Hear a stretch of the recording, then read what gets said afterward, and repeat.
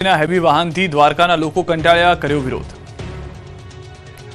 દ્વારકા જિલ્લાના ચારબારા ગામે ખેડૂતોએ એકઠા થઈ હોબાળો કર્યો. આક્ષેપ છે કે ચારબારા ગામે વીજ ઉત્પાદન કરતી પવનચક્કીના હેવી વાહનો પસાર થતા નાના એવા ગામના રસ્તાઓ બંધ થઈ ગયા.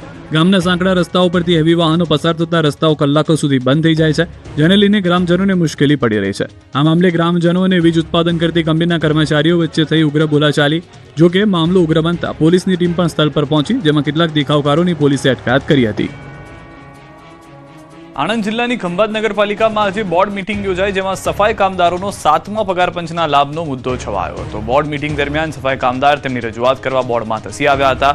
28મી ફેબ્રુઆરીએ તમામ ચૂંટાયેલા સભ્યોને મુદત પૂર્ણ થાય છે અને આજે પાલિકાની છેલ્લી બોર્ડ મીટિંગ હતી. હાલ પાલિકામાં 280 સફાઈ કામદારો તેમના 7મા પગાર પંચનો લાભ મળવાથી હડતાલ પર છે. તો બોર્ડ મીટિંગમાં સફાઈ કામદારો 7મા પગાર પંચની લાભ મેળવવા માટે રજૂઆત કરવા ધસી આવ્યા અને પ્રમુખ, ઉપપ્રમુખ અને કમિટી ચેરમેન વિરુદ્ધ સૂત્રોચ્ચાર કર્યા. પરિસ્થિતિ એ હદે વણસી હતી કે બોર્ડ મીટિંગમાંથી આ તમામ સભ્યો બહાર નીકળી શકે તેમ ન હતા. સફાઈ કર્મચારીઓએ બોર્ડ રૂમની ઘેરાબંધી કરી હતી. ખંભાત એર પોલીસે હસ્તક્ષેપ કરી મામલો થાળે પાડ્યો હતો. અમરેલીના સાવરકુંડલામાં એસઆઈઆર પ્રક્રિયા મુદ્દે કોંગ્રેસનો ઉગ્ર વિરોધ. 8000 મતદારોના નામ ફોર્મ નંબર 7 મારફતે કેન્સલ કરવાની હિલચાલ સામે કોંગ્રેસે વિરોધ કર્યો. કોંગ્રેસ નેતા પ્રતાપ દુધાત સાવરકુંડલાના ધારાસભ્ય મહેશ કસવાલાના કાર્યાલયે પહોંચ્યા હતા. કાર્યાલયમાં હાજર લોકોને ફૂલ અર્પણ કરી અનોખી રીતે વિરોધ વ્યક્ત કર્યો. પ્રતાપ દુધાત મોટી સંખ્યામાં સમર્થકો સાથે પ્રાંત અધિકારીને આવેદન આપી ચૂક્યા છે. આરટીઆઈ હેઠળ મળેલી વિગતો મુજબ સાવરકુંડલા વિધાનસભા વિસ્તારમાં અંદાજે 8000 મતદારોના નામ કમી કરવાની કાર્યવાહી કરી હોવાનો કોંગ્રેસનો દાવો છે. પ્રતાપ દુધાતે પ્રાંત અધિકારીની કચેરીનો ઘેરાવ કર્યો. ચેતર વસાવાએ મનસુખ વસાવા પર કર્યા આકરા પ્રહાર. ચિગદા ખાતે પરિવર્તન સભામાં કર્યા પ્રહાર. મનસુખ વસાવાને જાહેરમાં ડિબેટ કરવા ચેતર વસાવાનો પડકાર. મનસુખ વસાવા ઊંઘમાં પણ મારા જ સપના જુએ છે. રાજનીતિમાં મનસુખ વસાવાને 36 વર્ષ થયા છે, મારે 36 મહિના થયા. આદિવાસી સમાજના પ્રશ્નો આવે એટલે મનસુખભાઈ ગુફામાં જતા રહે છે.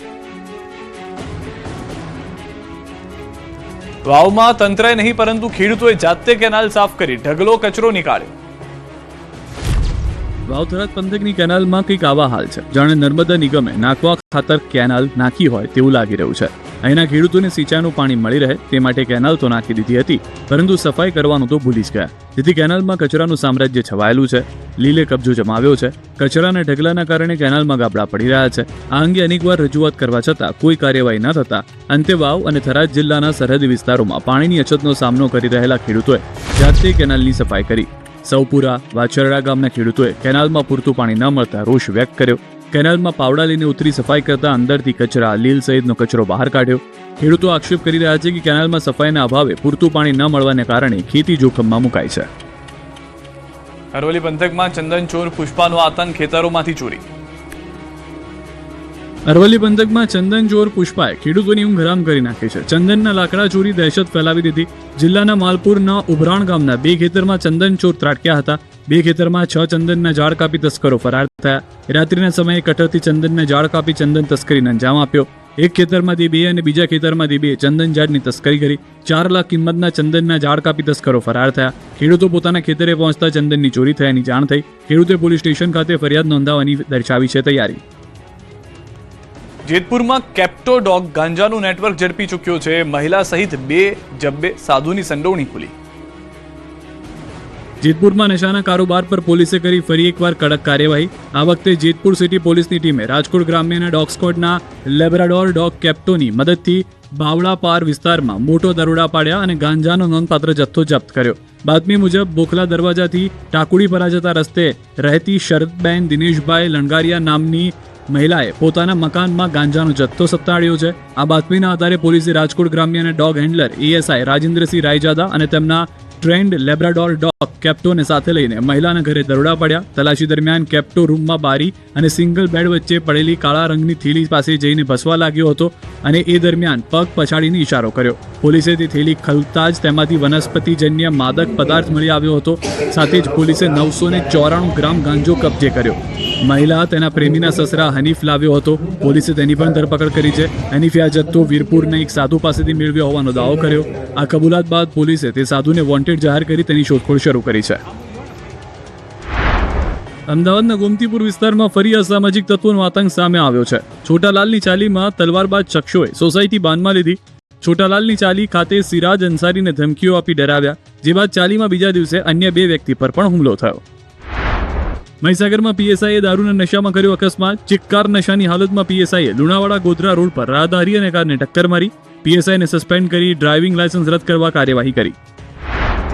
અમરેલી પંથકમાં બે સિંહ રસ્તો ક્રોસ કરતા દેખાયા. અમરેલી ભાવનગર સોમનાથ નેશનલ હાઈવે પર બે સિંહ જાણે લટાર મારવા નીકળ્યા હોય તેવા દ્રશ્યો કેમેરામાં કેદ થયા. ધોળા દિવસે રોડ પર બે સિંહ રોડ ક્રોસ કરતા વાહન ચાલકોમાં ફફડાટ ફેલાઈ ગયો.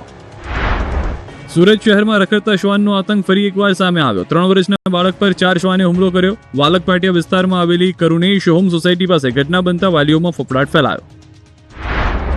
રાજકોટ અમદાવાદ હાઈવે પર ચોટીલા પાસે આવેલા હિરાસરમાં સ્થિત એરપોર્ટ પર હવાઈ મુસાફરો જ્યાંથી એક્ઝિટ કરે છે તે ગેટ પાસે જ પશુઓના આટાફેરાનો વિડીયો વાયરલ થયો. એરપોર્ટ ટર્મિનલ બિલ્ડિંગ પાસે જ 2 ગૌમાતા લટાર મારતા જોવા મળ્યા. સુરતમાં બોગસ પ્રમાણપત્ર બનાવવાનું કૌભાંડ ઝડપાયું. બોગસ ઈડબ્લ્યુએસ પ્રમાણપત્ર બનાવતા આરોપી એજન્ટ નિકુંજ ભુવાની ધરપકડ કરી. સરકારી અને અધિકારીઓની સહી કરી સિક્કાનો ખોટો ઉપયોગ કરી તૈયાર કરતો હતો પ્રમાણપત્ર. અસલી દાખલો લેવા જતા સમગ્ર કૌભાંડનો પર્દાફાશ થયો. રાજકોટમાં ટ્રાફિક પોલીસની દાદાગીરી સામે આવી. પાર્કિંગમાં પડેલ 2 વ્હીલરને ટોઈંગ કરી લેતા વાહન માલિકે પોલીસે રજૂઆત કરી. તે દરમિયાન કાર ચડાવી હોવાના આક્ષેપ કરી ટ્રાફિક પોલીસે દાદાગીરી કરી હોવાની રજૂઆત પોલીસ કમિશનરને કરી. સુરતમાં સેન્ટ્રલ જીએસટી વિભાગે તવાઈ બોલાવી હતી. સુરતના મોતીવાલા પરફ્યુમ પર દરોડા પાડ્યા હતા. 3.40 કરોડની જીએસટી ચોરી ઝડપાઈ. 10 કરોડના પરફ્યુમ ચોપડા પર દર્શાવ્યા નહીં. ચોપડા પર દર્શાવ્યા વિના વેચાણ થયું હોવાનું તપાસમાં બહાર આવ્યું. અમદાવાદ સહિત રાજ્યભરમાં આજથી ધોરણ 12 સાયન્સમાં પ્રેક્ટિકલ પરીક્ષાનો પ્રારંભ થયો. રાજ્યભરના 1 લાખથી વધુ વિદ્યાર્થીઓએ આપી પરીક્ષા. અમદાવાદમાં 25,000થી વધુ વિદ્યાર્થીઓ પરીક્ષામાં જોડાયા.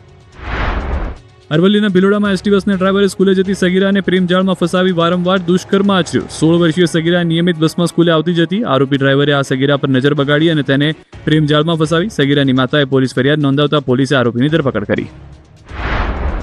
રાજકોટ સેશન્સ કોર્ટના નિવૃત્ત આસિસ્ટન્ટ ક્લાર્કને ડિજિટલ અરેસ્ટ કરી કુલ 88 લાખથી વધુ રૂપિયા પડાવ્યા. કેસમાં વધુ એક આરોપીની ધરપકડ કરી. સાયબર ક્રાઇમની ટીમે મધ્યપ્રદેશના 22 વર્ષીય યુવકની ધરપકડ કરી. દેશની પ્રથમ સહકારી cab taxi service Bharat taxi આજે લોન્ચ કરાઈ. કેન્દ્રીય ગૃહમંત્રી અમિત શાહ દિલ્હીમાં તેની શરૂઆત કરી. આ નવી સર્વિસની સૌથી મોટી વિશેષતા એ છે કે તેમાં ડ્રાઈવરો પાસેથી કોઈ કમિશન લેવામાં આવશે નહીં અને તે પોતે આ પ્લેટફોર્મમાં હિસ્સેદાર અથવા માલિક હશે. સુરતમાં સ્પાની યાર્ડમાં ચાલતું કૂટણખાનું ઝડપાયું. 3 ગ્રાહક સહિત 5ની ધરપકડ. સુરત શહેરના પાલનપુર વિસ્તારમાં રાજ શોપિંગ સેન્ટરમાં સ્પાની યાર્ડમાં ચાલતા કૂટણખાનાનો પર્દાફાશ થયો છે. પોલીસે દરોડા પાડી 3 ગ્રાહકો સહિત 5 લોકોને ઝડપી પાડ્યા છે, જ્યારે 4 મહિલાઓને મુક્ત કરવામાં આવી છે.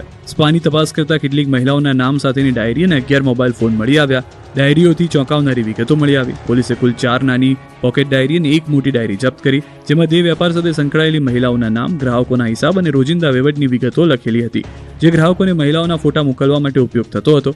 આ ઉપરાંત અલગ અલગ કલરના 39 ટોકન પણ મળી આવ્યા છે, જે સંભવતઃ ગ્રાહકો અને મહિલાઓ વચ્ચેના વ્યવહાર માટે વપરાતા હતા. ગ્રાહકોની અવરજવર અને પોલીસની હલચલ પર નજર રાખવા માટે હોલ અને બહારના ભાગે કુલ 3 સીસીટીવી કેમેરા લગાવવામાં આવ્યા હતા.